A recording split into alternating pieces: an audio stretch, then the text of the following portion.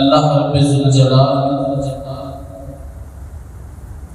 ہر چیز کے لیے ایک مقام اور ایک چیز کے لیے ایک امیر بنایا ہے، اور ہر ایک کے مقابلے میں دوسرے کو ایک مقام عطا کیا ہے۔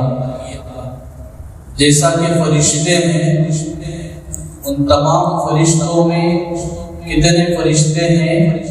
وہ صرف اللہ کی تعداد کو پہچانتے ہیں، اللہ کی تعداد کو جانتے ہیں۔ کتنے فرشتے ہیں اللہ جانتے ہیں، ہم ہی نہ جانتے۔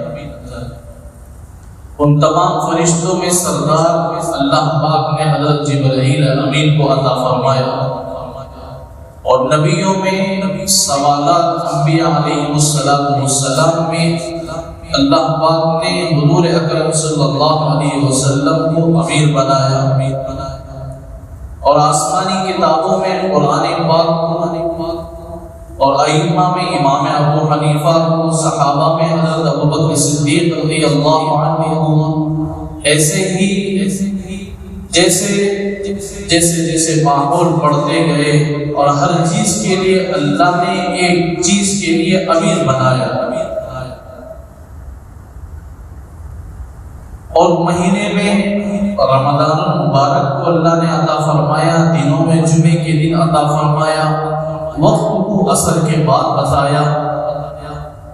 پاک اکابرین ان سے تہجد کے ساتھ بتاتے ہیں۔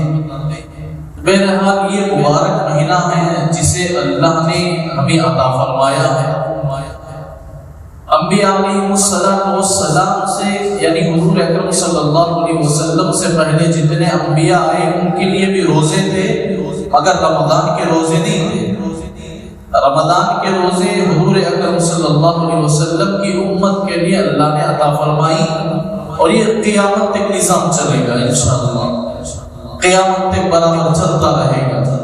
ہم روزہ رکھے کہ نہ روزہ رکھے، رمضان برابر اپنے وقت پر آئے گا۔ ہم روزہ رکھیں گے، عبادت کریں گے، اللہ کو راضی کریں گے، تو ہماری مغفرت کا ایک ذریعہ اور سبب بنے گا۔